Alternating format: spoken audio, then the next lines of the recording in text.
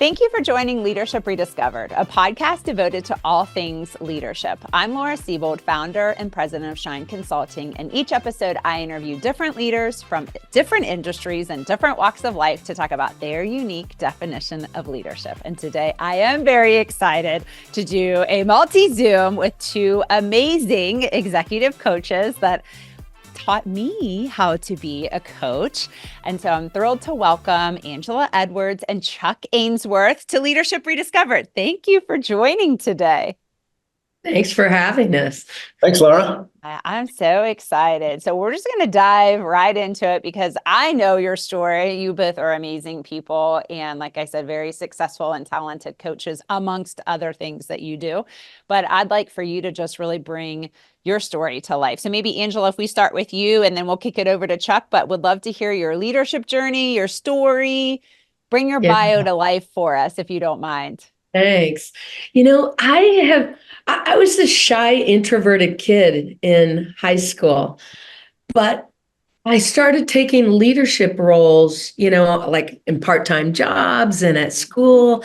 And it just, something hit me, I felt really comfortable and confident. And so my journey has been one, me becoming a better leader and trying and putting it into practice, but also educating myself. I took Dale Carnegie courses, public speaking courses. I've taken storytelling courses, all trying to be a better leader for the people that I was leading. And then as I progressed in my career, I had a master's in leadership studies. I got a PhD in organizational development leadership, all to becoming a better leader. And then it evolved into, I became a leader as a coach and started implementing coaching skills into my leadership, and then got the bug, and it really shifted when I got my PhD, and it became helping other leaders be their best self and lead and recognize the impact their leadership had on people. It's this amazing ripple effect. And I think sometimes we don't realize the impact we have on lives, not just directly in the people that we lead, but their families, the people they lead, the people they work with, their friends, and all of those things. And it has a ripple effect. And so that's been my journey, practicing what I learn and learning continually different nuances that I can incorporate and share with other leaders. Oh, I love that. All right, Chuck, you get to follow that one. Good luck. Angela said, she talked about the ripple effect of leadership. And I remember, I think it was ninth grade, I had a teacher who pulled me aside and said, Chuck, essentially you have a ripple effect. You can lead the entire class one direction or another. Now, unfortunately, in ninth grade, I started going the wrong way. By 10th grade, I was not going to school as often. By age 16, I dropped out of high school.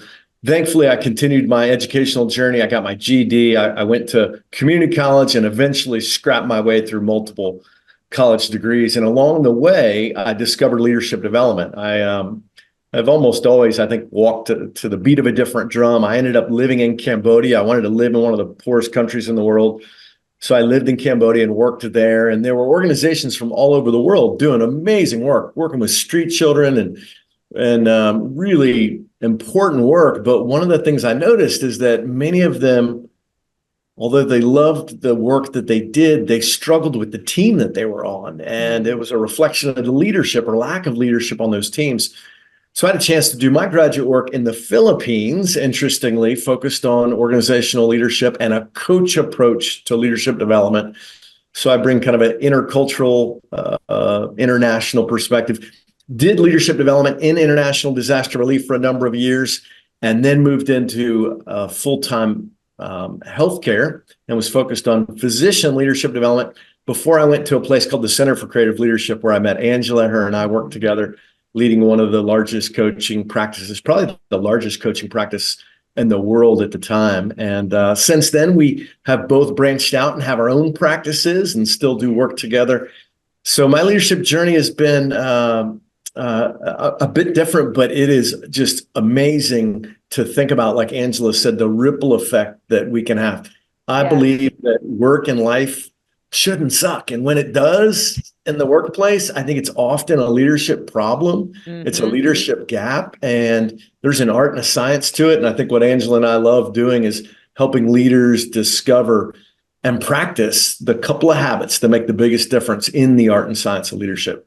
Yeah, that's so cool. And I love that you both use the term ripple, because a lot of times people will ask me, why do you focus so much on leadership, and why do you work with leaders, and what's your passion for that? And I love working with everybody. I mean, it's not like I don't like working with someone who's not maybe a people leader, but also my definition of leadership is so broad that you don't have to have direct reports to be a leader.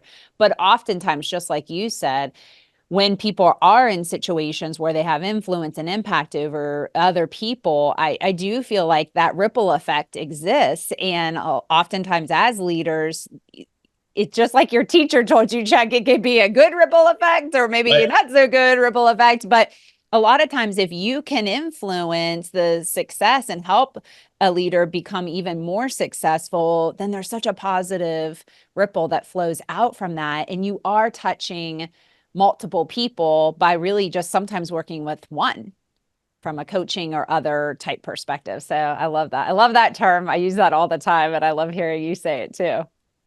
Isn't it, I think one of the most tragic things is when I encounter someone who has never experienced a great leader. Yes. Never experienced the impact that can have on their lives, their trajectory, all of that. It's tragic when you experience that. Yeah. And not only that, if they become a leader, that's the only example that they've seen too. And so what are they modeling after? I mean, you would hope sometimes people can establish, I'm gonna lead differently because I didn't like being led that way. But at the same time, what's the positive model for how to do it anyway? So Chuck, you were talking about habits, and I want to get into to every conversation matters in a moment, but I always like to ask all my guests what their definition of leadership is. So I feel like I want to start with that so I don't forget to ask you. So maybe we'll start with Chuck on that one and then flip to Angela on your definition of leadership. So I don't actually have my own, but I'll tell you the two that I rely on. I was, I think, 21, and I heard John Maxwell speak. Many of you have probably read his books, heard him speak over the. And he says, leadership is influence. Nothing more, nothing less. And that has stuck with me for 25 years.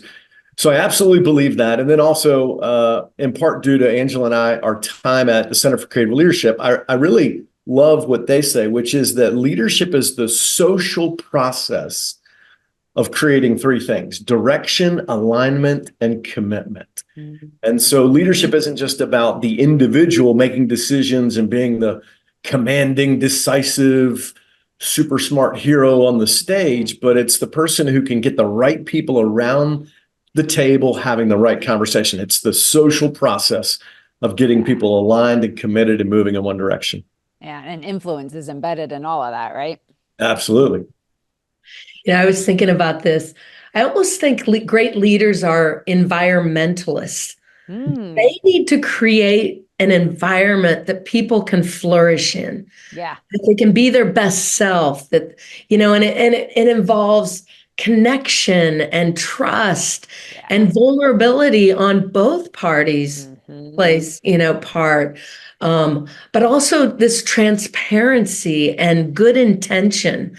But all those things, if we can create an environment that people flourish in, that they can take risks and be their best self and try new things, that's what great leadership needs to do. And they need to create that environment for themselves as well. So they're their best self for people. And I feel like that's what we do in coaching is we help leaders, one, create that environment for themselves, find what their best self is, and then create the environment for the people that they work with. Yeah, that's huge. And I think sometimes that gets missed because if we're really focused on developing others or helping others succeed, sometimes we don't think about the fact that we can't have the most positive impact if we're not in a good place ourselves. And there's a lot of research right now around managers, middle management, all the way up through the ranks, but just the level of burnout that managers are feeling, and I use that term very generically, but people leaders are feeling right now in terms of trying to help others, caretake others within the organization. So I think sometimes they are missing that piece of, how do I take care of myself? How do I bring my best self to work every day so that I can have that positive ripple effect?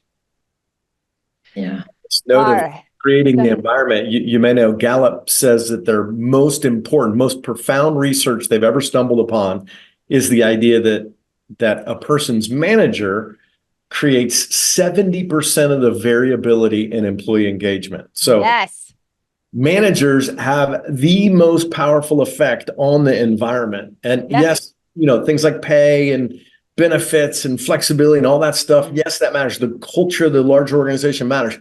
But the direct manager matters more than anything else. It's huge. I know. And I always tell leaders, no pressure. No pressure. No but pressure.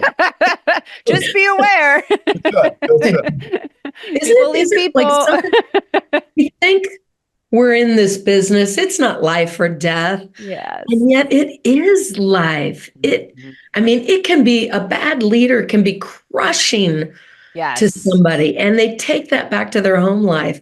And yet it can also be just unbelievably fulfilling and motivational. And we all have the choice of what kind of leader we want to be and what kind of impact. But I think sometimes people forget or don't recognize that big of an impact, they don't realize that they account for that level of variability in someone's experience. They're thinking maybe about the pay or maybe I don't really interact with my employees that much, so how could I have that much of an impact on them? Yeah, you do. It's surprising.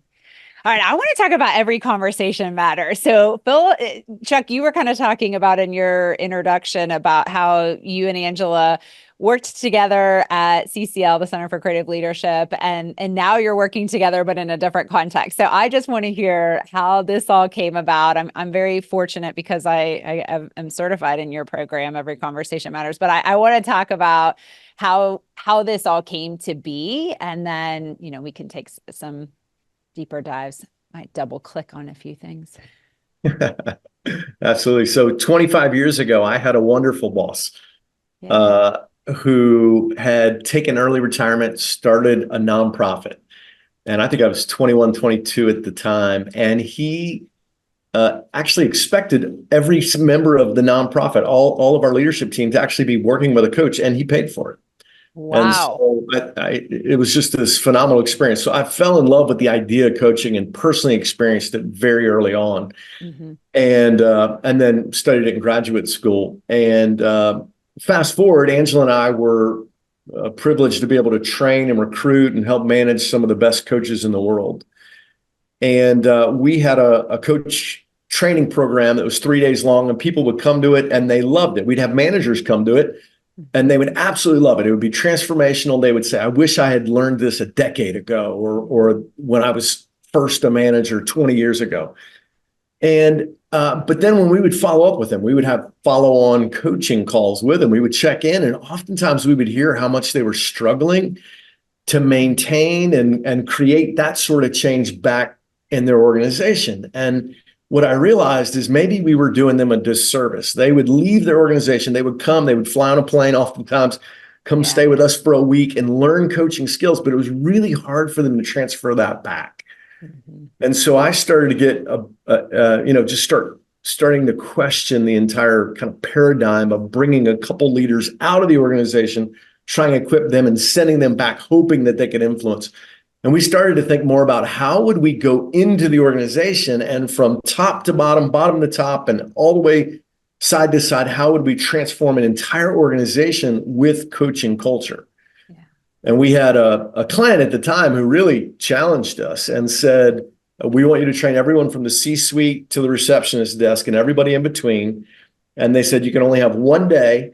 And the CEO at the time, he actually said, I don't want you to use a PowerPoint. I don't want you to have any materials. I just want you to come tell us how to have better conversations. And for him, it was a business strategy. It wasn't an HR strategy. He was like, we need this in order to beat the competition. So we ended up developing a one-day program. So we went from like 3-day program to a one-day program. That was super cool. And we were doing that work for years with multiple organizations. But then we would bump into people who are like, we can't, getting the entire organization, thousands of employees for an entire day is still a big investment and a big stretch. Yeah. So a couple of years ago, Angela and I had the chance to rethink it all again. And we basically started with a blank page and said, if we could recreate it with more flexibility, Yeah. making it even more sticky and with bigger impact, how would we do it differently? And so now we've landed on 3 habits. We can teach each of these habits in about a 2-hour period. And each of these habits has a visual symbol that kind of hacks the brain science and makes it super easy to remember and apply. And so that was a little bit of the journey of how we stumbled into this.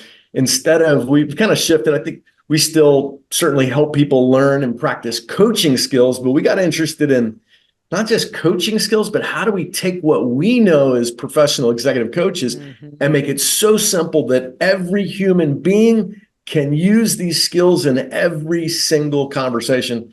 Every conversation matters. That was kind of the backstory. Ange, what would you add to that little journey? A couple points. One, the recognition that all our lives, we don't get formal training on how to have effective conversations. No, and we're having them all day. Right? I mean, I think about the degrees in communication, but do we teach people how to have effective conversations? So just that alone, to me, it is a foundational skill everybody needs. Whether you're in an organization or you're teaching your children, your teenagers, your young adults, how to be effective on a social level. The other thing about Every Conversation Matters that I think is what we evolved into something completely different is the focus on the internal narrative. Yeah, I think it's the most exciting thing in coaching, in paying attention to somebody's narrative and the impact it's having on them as a leader, on them, on their own career trajectory, and how they talk. You think about it, our internal narrative decides what we do, how we do it, how we speak to somebody, our attitude, our biases, the stereotypes we have built into our brain. It's all powerful in how we live our lives. And yet we haven't been talking about it as a leader, as individuals. And I think that's one of the most powerful things about Every Conversation Matters is we give people the tool, one, to reflect on that for themselves and to have actionable habits to adjust and rework them. But then also as a leader, how do I help somebody else? How do I draw attention to their internal narrative and get rid of the story that they're telling themselves or the bias they have? Yes. I just think it's one of the most powerful pieces in our program. And then Chuck touched on it, the simplicity of it. By the end of the program, and we encourage and we have them practice teaching it on a napkin. And so that's cool. The reinforcer, isn't it? When we can go and teach it and give people that same narrative, that same way of talking to people, it's so powerful and it provides the stickiness. Yeah, it's so when I think about just reflecting on what you both have said. In my previous career in HR, I spent a lot of time doing investigations, and a lot of those situations were, this person versus this person, and there were, multiple sides to a story. We had to figure out what the truth was or what actually happened, what were the facts of the story. And a lot of times it would be isolating each person and talking to them about, okay, walk us through chronologically what happened. Give us the facts of the situation. And what was always so interesting to me and a learning that I got from that experience that I'm really grateful for is that you could have people who went through the same situation, but have a completely different version of events and would bet their 401k that the version that I was getting from them was the absolute truth, that this is exactly what happened. And this is what this person did, and this is why they did it, and on and on and on. And then I would hear the other side of the story. And it would be quite different. And that person was equally 100% willing to bet their 401k that their version was accurate. And I thought, this is so interesting to me, that how different this interpretation can be. And I think the other interesting piece is what people aren't maybe really thinking of, is that internal narrative. So there's another story that's going on this whole time, and that's that story that you're telling yourself about what's happening. And that's one of my favorite things that I've learned from Brene Brown, which I've learned a lot from her, but she talks about, the story. I think the way she says it is the story I'm making up, or, and I just say the story I'm telling myself. But a lot of times we don't realize that it is a story, that it's not necessarily how every person would describe a situation. It is our own internal narrative. And to us, it is the story. It is the absolute truth and facts around what happened. But I think what I learned from those experiences of talking to different people, and I would always think to myself, I wish they could hear this other side. I wish they could hear what I'm getting to hear, because I'm looking at the situation so differently than they're able to, because they are not getting the benefit of really truly hearing it, not even just listening, but truly hearing what's going on in that other person's mind and what they're thinking. So if you're willing to even expand on that a little bit more, I just think it's so fascinating. And I don't think a lot of people even recognize that there is an internal narrative going on as in any conversation that you are having, and how you interpret situations and how you interpret what people are telling you and how they're acting. It becomes the limiting belief. Mm-hmm. And that internal narrative, we're looking for things, evidence to support our limiting belief. Yes. And it becomes this block to see other perspectives. Yeah. And yet when we're aware of it and can explore how other people might see it, other perceptions, then we grow. Yeah. It really is a form of growth when we can see it as the limiting belief and expand on it. Yeah. But Yeah. one of the things we try to do is like reduce the shame around the idea that I have bias. So the question isn't like, do I have bias? Yes. If you have a brain, you have bias. Right. You are a story-making human being. So am I. It's almost all we have is our story, our interpretation of our limited view of the facts as they occurred. Uh-huh. And so we just try to like help people get curious about it. Like, how do I notice the story I have? I have a story about, you, Laura. I have a story about you, Angela. I have a story about this podcast. I have a story about our conversation today. So how do I just notice it? How do I stay curious? How do I evaluate it?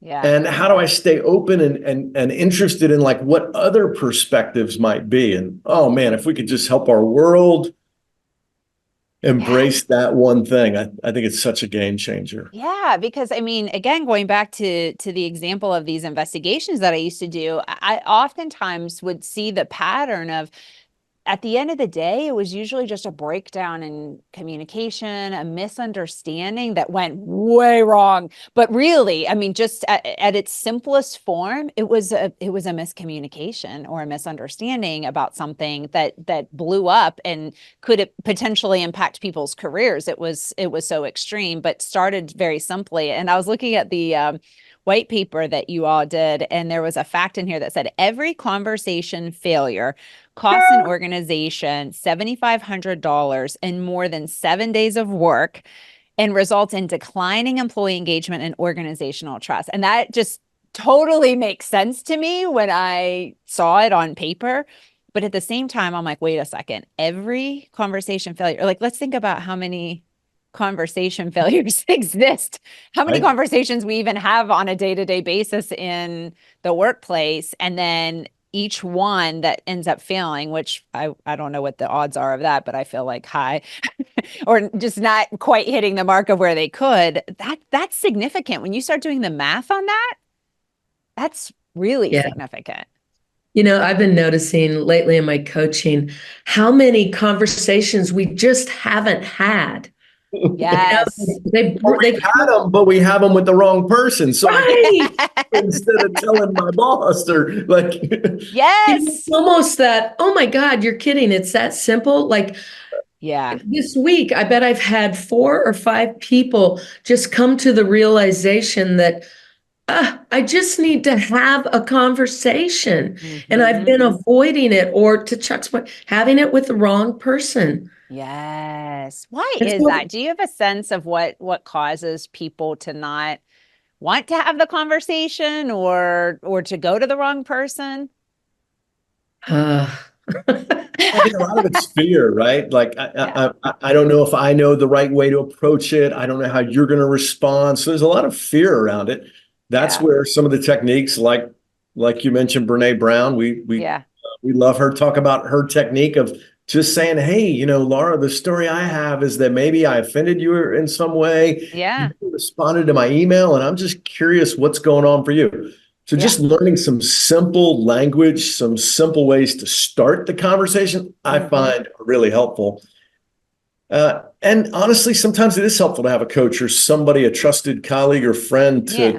to kind of think out loud and prepare for those conversations. I Yeah. think we avoid them because they take time, they take emotional energy, Uh-huh. um, and we're afraid of how people will respond. But Right. you I know, mean, I think about our own experiences. After you have the conversation, what often happens is like people are like, wow, I'm so glad we had this conversation today. Or even, I right. wish we had had this conversation earlier because, wow, Yeah. the story in my head was. Yeah, but I mean, it's amazing. Talk about a ripple effect again, like how bad that can be. Because I always use this example of, I travel and let's say I came home from being out of town and the dishes are piled up in the sink. And maybe I just look at that and I say, this family is so disrespectful of me, right? Like they do not care. It's just like, leave it for mom. She's going to do it, right?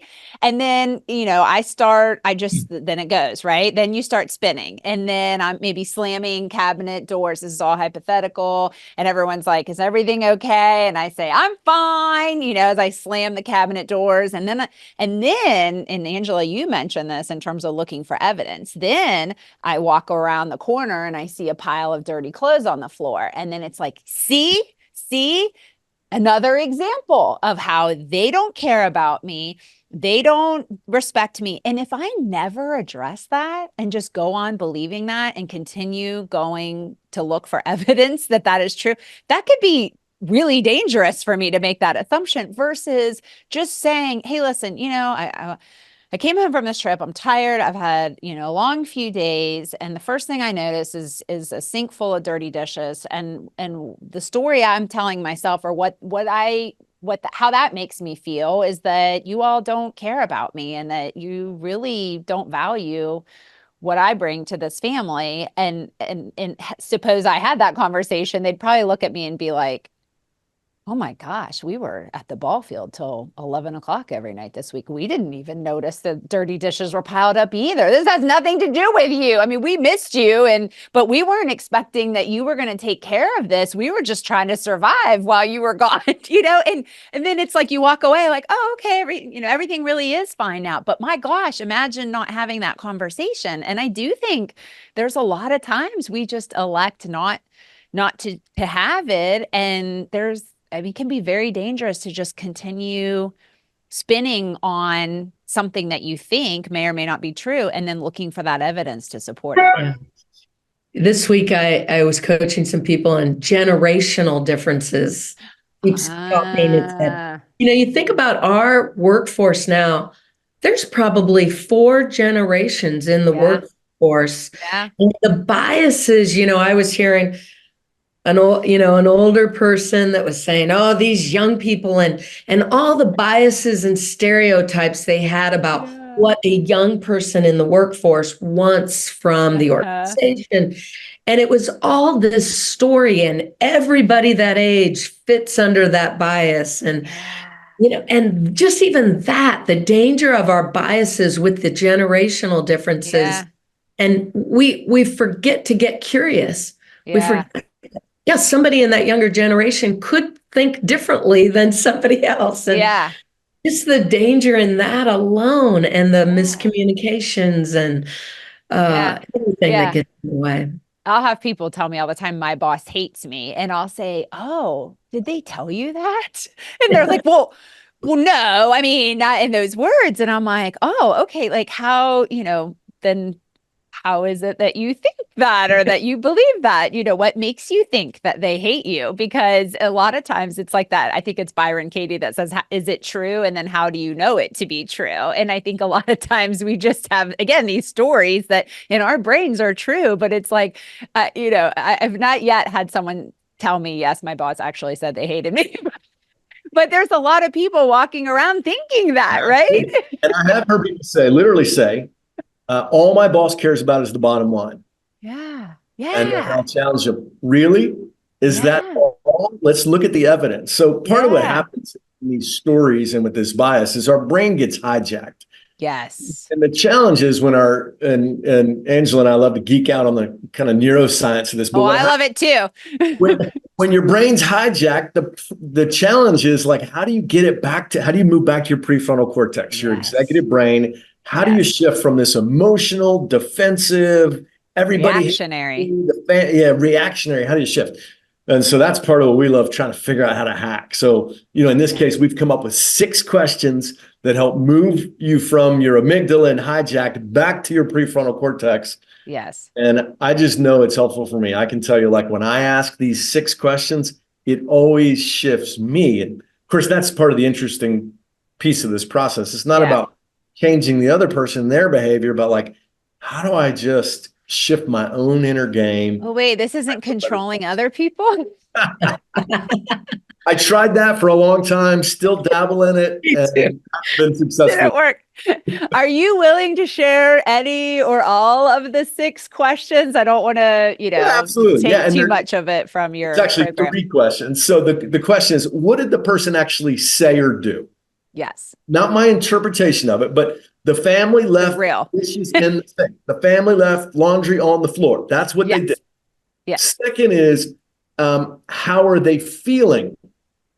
So in this case, Laura, they might have been feeling short on time. They might have felt rushed. They might have felt overwhelmed because you were missing in the equation and they had baseball practice all week. Yeah. The last is, what's most important to them?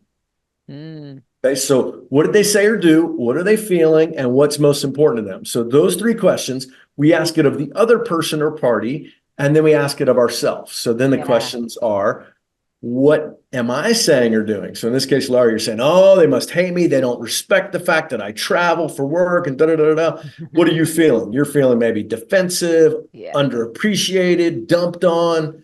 What's most important to you? And just going through those 6 questions, this is really about emotional intelligence, taking a pause to figure out what's really going on for them at those 3 levels, what's really going on for me at these 3 levels. And like I said, whenever I've genuinely asked those 6 questions, it slows me down. I quit pointing the finger and hating on other people. And I just step into a little bit more of a place of curiosity and empathy. And you still might feel some frustration, but after asking those 6 questions, I feel better equipped to go have the conversation. Yeah. Isn't it like the trigger point is when we start villainizing, like, you're the bad guy. They're the bad guy in this. I don't do that, Angela. I'm the victim. And we notice that. Yes. And we start asking these questions, we humanize it. Yeah. We stop seeing them in the villain's light, and we see them as just a human that has all the challenges in the day that we do. Yeah, it's so true. And I think about when I first saw this model, I'll say 2 things that really stuck out to me. The first one was, wait a second, I'm supposed to focus on them first. Like, I always think that's interesting that you have to do. What did they say? What are they feeling? What's important to them? Because it's like, oh, no. This is about me and my victimness right now. And then the other thing is, a lot of times the say part, I can check that box. But then when it gets to, well, what are they feeling or what's most important to them? I don't know. I really don't know. Right. And one of the interesting things I think Brene Brown said she got wrong early in her research was overestimating how much we could read and interpret other people's emotions. Yeah. And now she says, don't try to do that. Ask them. So, Ask them. Laura, part of what we teach and we believe and we try to practice is, instead of me making up a story about what's important to you and how you're feeling, what if I just ask? We think these are like two of the most important questions. I remember for a long time, there was on the internet, there was this popular 50 powerful coaching questions. And I had it printed out. This is like a long, long time ago. Well, I'm just not smart enough to remember 50 powerful questions, but I'm going to give you two.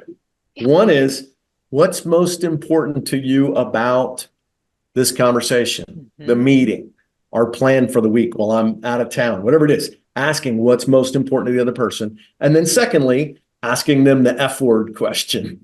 We call it the F word question because it feels like the F word, I don't know if I want to say this out loud, but how are you feeling about me being out of town for a week? How are you feeling about the project, the budget, the team, whatever the thing is? So ask people what's most important to them. Ask people what they're feeling.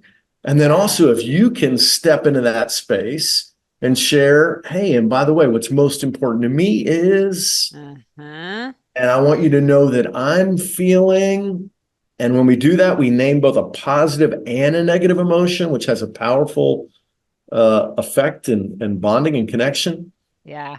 That's having a conversation that matters. Yeah. Getting down below the surface instead of just he said, she said. No. Tell me what's important to you. How are you feeling? I need to tell you what's important to me. I need to tell you how I'm feeling. Guarantee you, if you'll step into that space, whenever we do, we're heading in the right direction. Isn't it too? I think as leaders, it's a good communication tool as well. Not just discovering what others, but as I try to inspire and motivate my team, sharing with them, hey, here's how I'm feeling about this change initiative.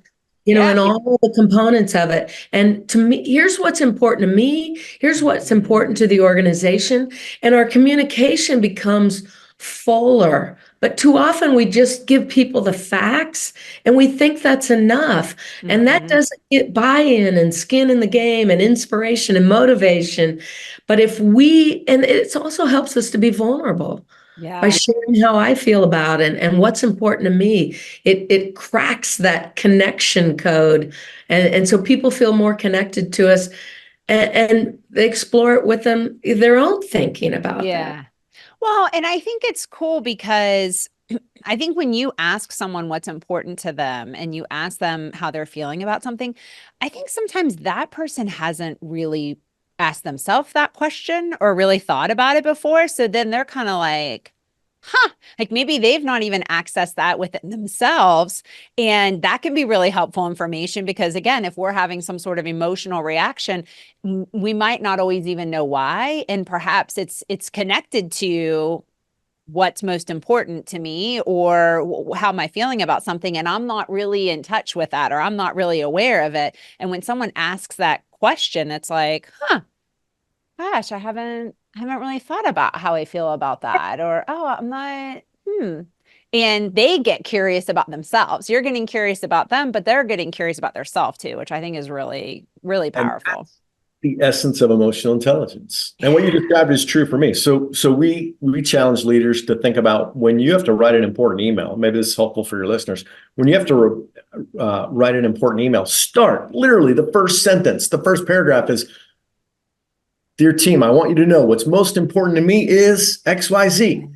Second paragraph, I want you to know I'm feeling, and you name and explain a positive emotion and a negative emotion. And then you give all the context and the background and additional detail. But to your point, Laura, when I ask myself, okay, if I were to ask myself, what's most important to me about this podcast today? I'm going to have to think for a minute. It's not immediately obvious. How am I feeling about it? It's I got to do a little introspection. That is unlocking emotional intelligence. And I know I need more of it. Oh, we all do. And that pause, it's the power of taking that pause in that moment of instead of just, going a million miles a minute like we all do. Instead of just, hey team, here's what I need. I need. Just do this.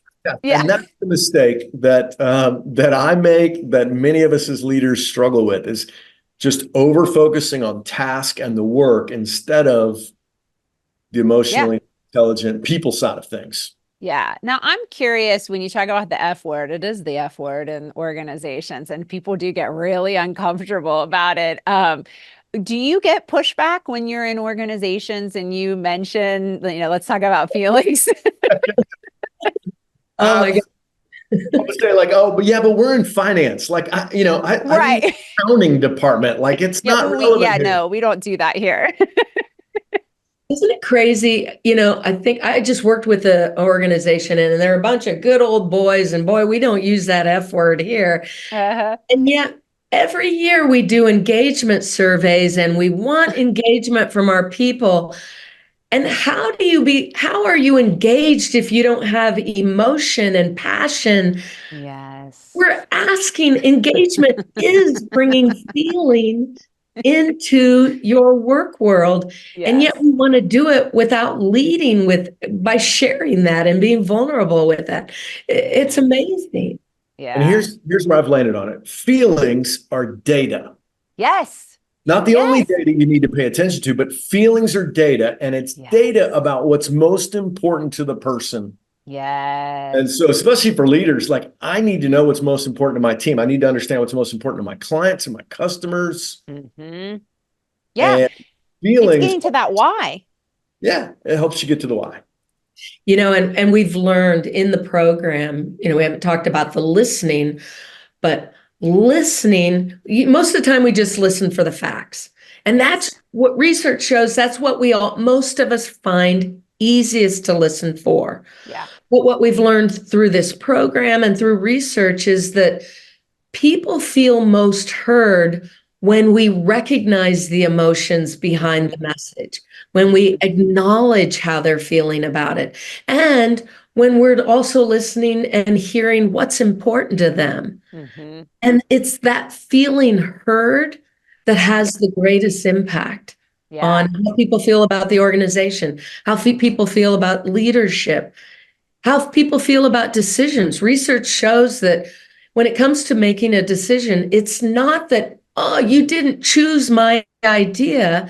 That's not what upsets me the most. It's when I don't think you even heard what Yeah. I said. Yeah. But we have to practice helping people feel heard more often. And it lies in those feelings and what's important to them. Yeah. It's funny that you bring that up because I was looking at that white paper and just when you think about conversations, just where my brain goes to is talking. When I hear the word conversation, I think of talking. I mean, anyone that knows me well won't be shocked by that. But but there's a section in here about listening and I'm like, "Oh yeah, that too. That's an important part of a conversation." And you reference me sharing. And can you talk about that term because I don't think I have really thought about it in a while, but how me sharing comes up in a conversation and then how that might get in the way of listening for people who struggle, not people like me, but others who might struggle. Well, Laura, I struggle with that too. And that's me sharing. Me sharing. So me sharing is like when you take the focus off the other person, you say, oh yeah, yeah, me too. Like that happened to me. Oh yeah, yeah, me too. I traveled too. And oh my goodness. And we do it often, most often, I think we do it from a place of connection, right? Yes. And wanting to maybe even establish rapport. But what we've learned is that oftentimes we overdo it and it takes the focus off the person. And so it's not that you can never do it, but we just caution people to like pay attention to how much me tooing or me sharing are you doing? Yeah. And sometimes all you have to do is say, I can relate. Yeah. But Yeah. you don't have to make it all about your story because that's the problem is, just like you were talking earlier, it's like we get in our head and now it's and I'm telling you about my uncle and my da da da da da. Slow down, keep the Off focus. to the races. Yeah, yeah. And now we're talking and dominating instead of listening. Yeah. Yeah. And that person's not feeling heard. I mean, I had someone call me yesterday incredibly emotional, was told they lost their job that day and that had never happened to this person, and was very upset. And I could have interjected with all kinds of, oh yeah, and this happened to this person, and da, da, da, me too, me too. And I wanted to. I had to stop myself and say, just let the person go, because they need to they're in a high feelings moment, and they need someone to listen and to just hear how they're feeling and what their experience is. And so, it was a challenge for me, but I kept my mouth shut and I really just listened.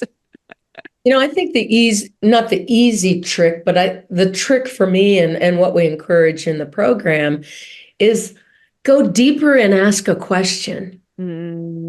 Listen, what are some of the words they're using? What are the stories behind it? Get curious about that and go deeper in the conversation versus back to me.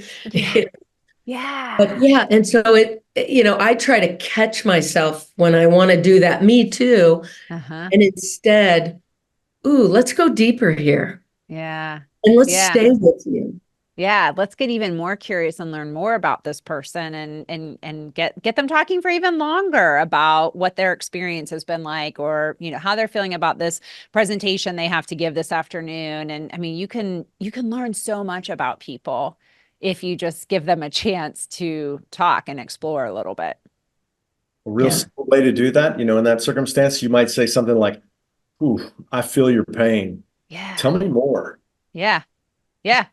Too quick. It's like playing tennis. So you want to get the back to the other person as quickly as possible. Yeah. So there's little phrases like that communicate like, I'm hearing you, but I'm staying curious. Yeah. Yeah. So I'd love to hear what kind of impact, because I know you've put thousands of people through this program so far, and I would love to hear just what the impact has been, especially when you think about it. I would love that. Sounds like a great CEO that wanted to go all the way down in the organization, because in my mind, that's the right way to do it. But I'd love to hear just what kind of an impact it's had, whether it's been through a whole organization or just a team of people. I think about one example. One of the things Chuck and I did intentionally is we wanted it to be so simple, but also like in the fog of war, they can retrieve it. And so we kind of created some funny phrases. And one of them is #the story. And we were talking to a client that had started putting cohorts through the program. And she was out talking to somebody, and somebody used that phrase. Hey, something was going on, and I #the story. And it's that, right? Yeah. Like they were in the fog of war, and that stuck with them and helped them shift how they acted in that moment. And so I love hearing just stuff like that, the simplicity of it. Yeah, that's awesome. I was talking with a client yesterday, and they have a new member of their leadership team that has just joined. And they were like, "Oh yeah, Chuck is the guy who was teaching us every conversation matters. If you were in our conference room, you may have noticed the symbols." So they take the symbols, these visual hacks that we've created, they put them in their conference room just as a constant reminder. And so it impacts. But I'll tell you honestly, and Angela and I think always are, we're still surprised, like a decade into this kind of work, we're still surprised when the greatest impact, honestly, is people will talk about how it's changed how they parent. It changes their relationship with their partner, with their closest family members and friends. And so that's like the big aha that so many people have. They're like, yes, this would help me be a better leader, a better colleague. Salespeople will say, "Oh my goodness, this is like, this should be a sales class. This would help me connect and understand my clients better." Yeah. But far and away, what we'll hear is, "Oh man, I need to use this with my teenager. Oh, I've got to use this with my partner." This is, you started out, Laura, talking about the cost, the financial cost, $7,500 per. But think about the cost when our relationships break down. Absolutely. Tears families, relationships, and teams apart. Yeah. I mean, really significant, not just financial costs, but emotional. Even people get sick because of the stress that they're under because of the conversations they're not having oftentimes. Yeah. So the impact is pretty profound. Yeah. And this program, it is cultural work. Yeah, and that is a big order for any organization. And we often do it, we try to create processes that will lead to the culture, mission statements, all those big sentences nobody can remember unless they're standing in front of it reading it. And yet a program like this, we're giving very, very simple tools, and yet it impacts how we talk to each other, how we give feedback, how we act, how I think about you, how I think about how I'm going to act. It does true cultural work, but it makes it approachable.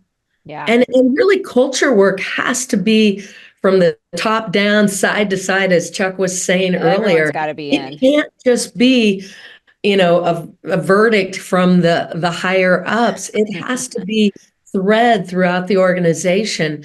And this is such an approachable way to begin that and really do cultural work within an organization.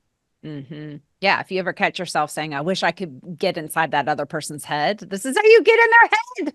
Right. Which is fantastic.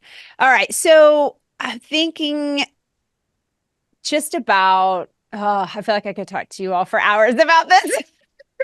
And I already have, although I will say, as someone who went through your coaching program and then went through this program as well, I use those skills every day. And sometimes it's just coaching myself. Where I'll catch myself, feeling a certain way and be like, I need to double click on that for a minute. Like, what's going on here? What's driving this emotion right now?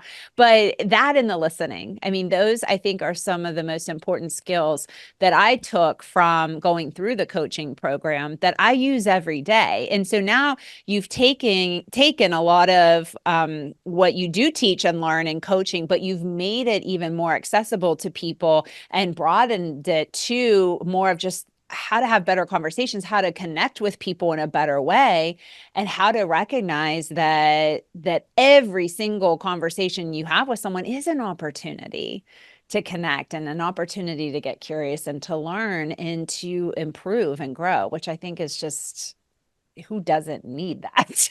Yeah. Definitely me. So, all right, as we wrap things up here, I would love to, because I know you all work with leaders day in and day out. So I thought it'd be fun to ask you if you could put up a billboard and put a message out to leaders, what would be on your billboard? So I'll start with you, Angela. What would you put on your billboard for leaders if you could get them all to see a message? So many things, but I think what resides with me is be the champion of people. Be their champion. If I come at my leadership by championing people, being their support, helping them flourish, creating an environment that helps them flourish, be the champion of people. Yeah. I like that. What about you, Chuck? Laura, I think I'd want it in really big letters to say, be life-giving. Ooh, yeah. You may know that's like my one big goal, whether I'm at work, in this conversation, my conversations later on the day, this weekend, be life-giving. And maybe in small font underneath, it would say something like, stay curious, be vulnerable, be real, but be life-giving. I think that if a leader will do even part of what we've talked about today, they are likely to hear their team say, you're the best leader that I've ever worked for. And that is like so amazing. That's what I mean by a life-giving leader. Yeah. It's somebody who's curious, who cares about me. I feel like they've heard, and ultimately a life-giving leader, everything they touch, everything that they're a part of grows. The people and projects they're a part of grow. So be life-giving. I love it. I love it. Okay. What have we left on the table today in this conversation? Let's have a couple more hours scheduled. I know. I enjoy it. Me too. Thank you. Yeah, maybe just I'm thinking about Angela, how you said, so often it's just the conversation we haven't had. So maybe that's the question for all of us is like, what's the conversation? You've been having it. It's just going in circles in your head. Yeah. Over and over and with everybody else. And now the time is like to go have an honest, genuine conversation. Start with curiosity. So that's the question for all of us is like, what's the conversation we're not having? Ooh, I like homework assignments for coaching clients. So let's make this a homework assignment for the listeners. Yeah. Identify a conversation that you are not having that you need to have, and then go have it. Go have it. And start with, hey, the story in my head is, Yeah. and I'm just curious what's going on for you. It's a Yeah. great conversation I starter. love it. I love it. Thank you so much. Now, I do like to end all of my podcasts with a lightning round. Are you both game for the lightning round? Let's do it. All right. This is 60 seconds to answer open-ended questions about you. So this will be really fun chaos because I'll just have both of you talking at the same time because it is timed. So here we go. Let's see. Pull up my timer. Okay. What season best fits your personality? Spring. What's your most used emoji in text? Ha Maybe the wink. I don't The know. wink. I like how you're doing it. What book, song, movie, or podcast has had the greatest impact on your life? The Untethered Soul, Mickey Singer. Ooh. Oh. Oh my gosh, that's so. There's this book on a woman from CCL wrote it, and it's about I lost my job at one point, and it's saving your soul, through job loss. And boy, it was. I recommend it so many times to people. Oh, I love that. Okay, good. What's something about you that surprises people when they first hear it? I'm introverted. Yeah. I was a high school dropout. Yeah. Okay. Fill in the blank. I spend too much money on. Plants.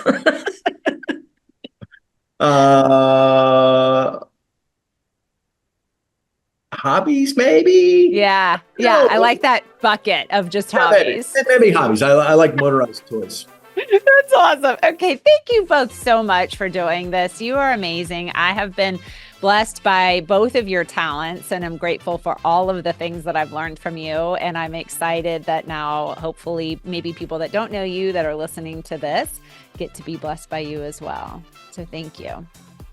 Yeah, it was a fun morning. Thanks so much for having us. Absolutely. I'll just close us out here. That's all the time we have for today. Until next time, shine bright, everyone.